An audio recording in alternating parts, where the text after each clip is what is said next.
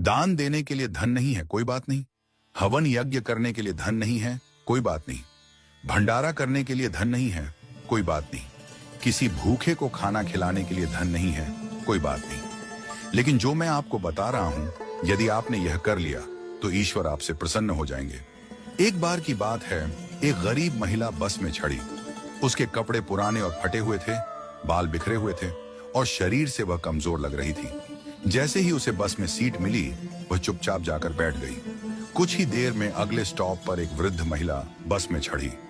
उस गरीब महिला ने बिना देर की अपनी सीट उस वृद्ध महिला को दे दी और खुद खड़ी हो गई। जब वृद्ध महिला अपने स्टॉप पर उतरी तो वह वापस अपनी सीट पर बैठ गई।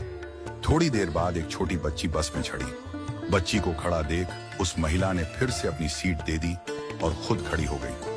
बच्ची का स्टॉप आने पर वह वापस अपनी सीट पर बैठ गई। इसके बाद एक गर्भवती महिला आई। इस बार भी गरीब महिला ने बिना सोचे समझे अपनी सीट दे दी और खड़ी रही। गर्भवती महिला के उतरने पर वह फिर से अपनी सीट पर बैठ गई। थोड़ी देर बाद एक सामान्य महिला बस में चढ़ी। वह न वृद्ध थी, न बच्ची, न गर्भवती, पूरी तरह स्वस्थ लग रही थी। फिर भी गरीब महिला ने अपनी सीट छोड़ दी और उस महिला को बैठा दिया।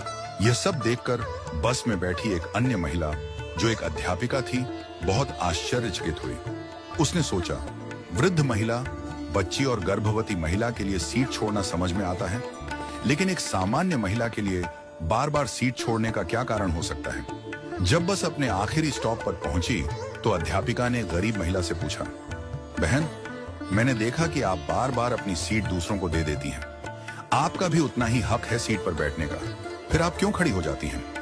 गरीब महिला मुस्कुराई और बोली, मैडम, मैं दूसरों के घरों में बर्तन साफ करती हूँ, खाना बनाती हूँ, झाड़ू पोछा करती हूँ। मेरे पास अधिक धन नहीं है कि मैं किसी को दान दे सकूं, भंडारा कर सकूं, हवन यज्ञ कर सकूं या किसी भूखे को भोजन करवा सकूं।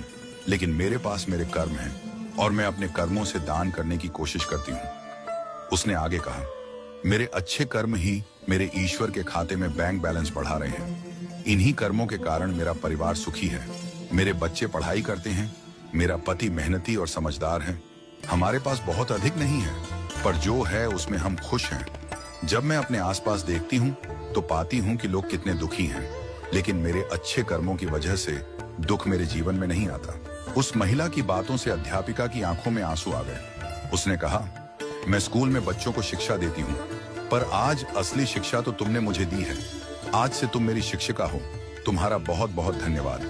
इस कहानी से हमें यह सीख मिलती है कि सेवा के लिए धन की आवश्यकता नहीं होती। हम अपने छोटे छोटे कर्मों से भी दूसरों की मदद कर सकते हैं। किसी बुजुर्ग को सड़क पार करवा देना, किसी जरूरतमंद की सहायता कर देना, किसी को प्रेम से मुस्कुरा देना, ये सब कर्मदान है।